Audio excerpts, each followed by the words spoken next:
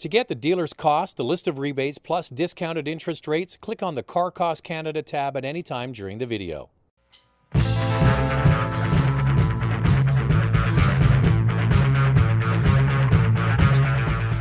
This is the 2018 Ford F-150, which will remain virtually unchanged for the 2019 model year. It still has lots of space, lots of great features, and, in the case of my demonstration model, a rather torquey turbo diesel V6 engine.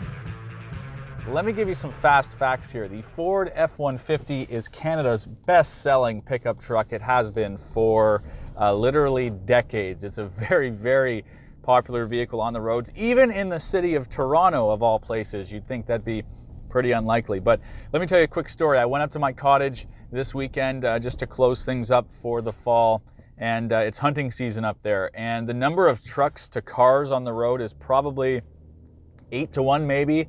And then of that, the percentage of F-Series pickup trucks is probably half of those. So this just anecdotally remains a very popular truck, and I think, as you'll see today, for pretty good reasons. So this generation of F-150 was launched back in 2015. The big news then was they moved to a comprehensive next generation aluminum architecture.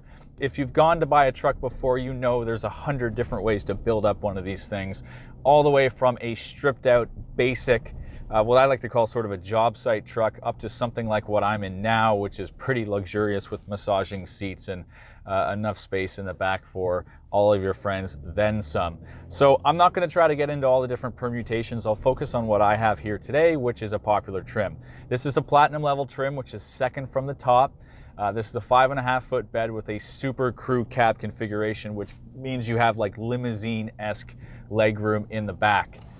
Now, one of those 101 decisions you're going to need to make regarding how you configure a truck is the power plant. And when you're dealing with Ford, you have some of the more innovative options available in the industry. And I'm just going to pull over and we'll have a quick chat about this. So let me just put this in park here. So you've got a number of options when you buy an F-Series pickup truck. So you have a naturally aspirated V6, you've got multiple EcoBoost turbocharged 6-cylinder engines ranging in displacement and power output. You've also got a couple of classic naturally aspirated V8 engines, and you have what I'm in today, new for 2018, a 3-liter Power Stroke diesel engine.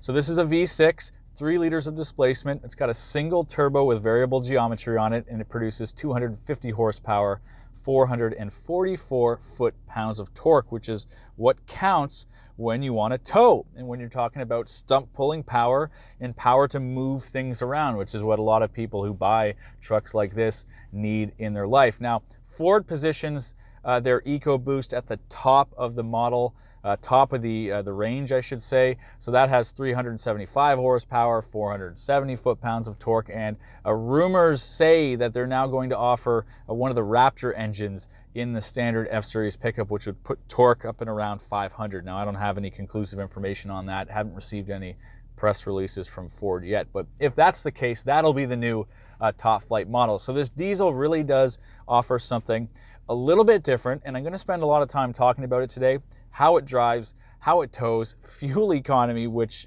you're going to be very impressed with, and the cost, because that's where things sort of start to get a little bit interesting for me. How do you justify the additional price of this diesel, and is it worth it given that additional cost? So let's get back out on the road now, and we'll start to talk about how this thing drives, because I don't think this is your grandpa's diesel. A good place to start for me is the sound of this diesel engine, or rather complete lack of sound. They've done a great job insulating the cabin from that engine bay, and you don't get that old clickety-clackety sound that you used to get with diesels. You could hear it a mile away.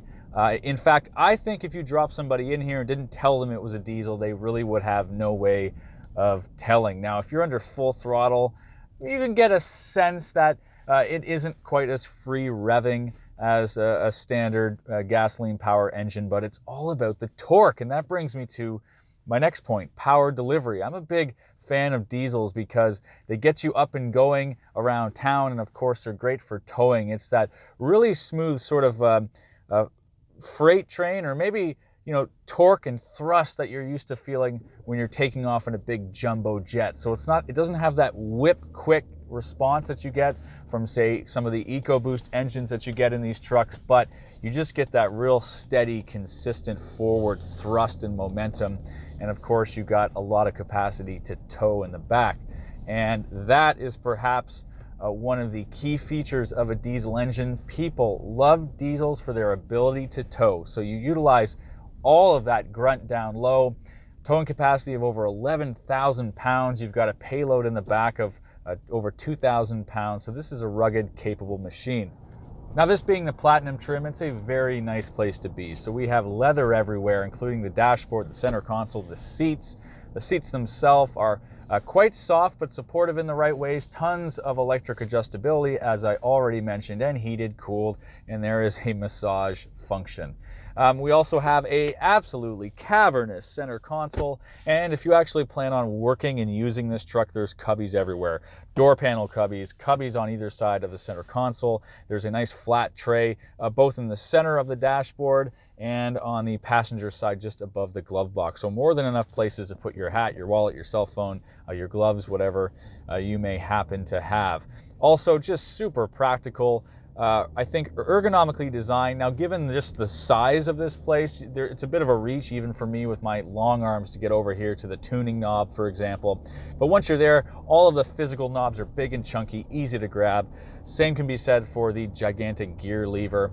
The only complaint I have with the ergonomics of this cabin is the location of the drive mode selector. So like a lot of other vehicles, you can tune in. There's a snow and mud mode. There's an eco mode to maximize your fuel economy. There's a sport mode and a normal mode, and you access that all via this little tiny button on the left-hand side of the shift lever, and it's just awkwardly placed. You have to sort of cram your arm in and under, and frankly, I don't know why they would put it there. I'd like to see them move it just to anywhere around here, like literally every other car. But other than that, good stuff. I mean, we have pedals that can be adjusted. We have lights that can be turned on and off on the exterior side mirrors. We have multi-view camera, front, rear, side to side. We also, because this car has a tech pack, have a 360 view camera, which is just perfect stuff when you're pulling into a rather cramped underground parking space like I've been doing all week. So lots of modern creature comforts in this truck. Comfortable place to be, comfortable place to spend some time. And even though I've been driving downtown a lot this week, it feels like I'm in kind of a borderline luxury car at times. This truck is equipped with a selectable four-wheel drive system, and power is getting there via a 10-speed automatic transmission. Now, that's a 10-speed Ford unit that's ubiquitous in their range. I've driven it a number of times, and my opinion has not changed. It's a great transmission. So eager to get up into 6th, 7th gear at 60 kilometers per hour. And of course, it's doing that to keep your revs low, which is going to help with your fuel economy. And it really pairs up well with this diesel and lets you exercise that low down torque that you get with this power plant. And it's very smooth. The shifts aren't super quick, but it will go up 2 gears at a time, and it'll go down 2 or 3 gears at a time. So if you're on the highway in 10th and you put your foot into it, you're down in 4th or 5th to get maximum power before you know it. So great with this power plant, and just a great transmission overall. One thing the Ford engineers have done really well is isolate road noise and harshness and vibration out of this cabin. So you're driving down the road, and even though I'm on some uneven pavement right now, I'm not getting a lot of that translating back into any level of discomfort. It is stiffly sprung, but even without a big load in the back to kind of work out the harshness, I'm not finding that it heaves too uncomfortably. It doesn't have that sort of stiff pickup truck chatter that you can sometimes get. Now, I just going around a corner there, not a ton of body roll. This isn't a soft, wallowy pickup truck. It feels tight. It feels connected to the road. And you can see I'm on a terrible road right now. You might be able to get a little bit of sort of wavering in the camera, but even if I aim for these bumps, it just swallows everything up. No rattles, nothing loose in the interior, no creaking. I've got 20-inch wheels on here, and it's just soaking them up really well. So I think overall, comfortable place to be. Definitely not like pickup trucks from 15, 20 years ago, that's for sure. So one reason people buy these things, obviously towing capacity and capability, but fuel economy and range out of these diesel engines. So I have been blown away by this. It has a 98 liter tank.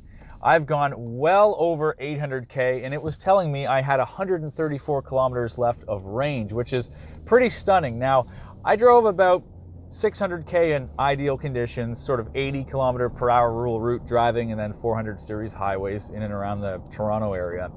I think if you were all on highways, you could stretch this out over 1,000 kilometers on one tank of fuel. Now, what does that mean in terms of efficiency? Over that cycle, I've averaged 10.3 liters per 100K. I've driven crossover vehicles with small 4-cylinder engines that just barely beat that. And of course, this time last year, I drove the F-150 Limited with the EcoBoost engine, and I was pretty happy averaging just over 14 liters per 100K. So this thing is absolutely phenomenal. You're going to be visiting the fuel station a lot less frequently if you do opt for the turbo diesel. So as I've alluded to, you can get yourself into an F-150 for less than $30,000 here in Canada, especially depending on the time of year you go. You can take advantage of manufacturer and dealer discounts, things like employee pricing and so on. So cheap and cheerful is possible, but this is not an example of cheap and cheerful. This being the Platinum trim, we're looking at a base price of $68,000 here in Canada. That's going to come with a slightly shorter cab and a naturally aspirated V8 engine. Now, if you want to get into what we're sitting with today, which includes all kinds of nice stuff, extras like this huge pano roof, some extra safety tech, the Super Crew cab, and so on, you're looking at $74,000 to $76,000, which is a lot of money for a truck, but I'm not done yet. This being equipped with the 3-liter turbo diesel engine, prepare yourselves, $84,000, and that's because this engine option alone is $7,650. So for the same money, you can get the Top Flight Limited trim with the EcoBoost, which has a higher towing capacity and has a couple of more unique features and luxurious features inside to even further differentiate it, and it's literally the exact same money. So I love this engine, but I'm a little bit confused as to why it is so expensive. Since recording this video, Ford has adjusted the pricing of the Power Stroke diesel to a much more palatable $5,600. This means that fuel savings alone should pay for the engine upgrade in about 5 or 6 years, depending on your local diesel prices and your annual mileage. Even with this price adjustment, it's enough of a premium to question whether one really needs the diesel, especially when the top trim Limited with the now confirmed 3.5-liter EcoBoost from the Raptor is available for very similar money. And therein lies the strength of Ford trucks.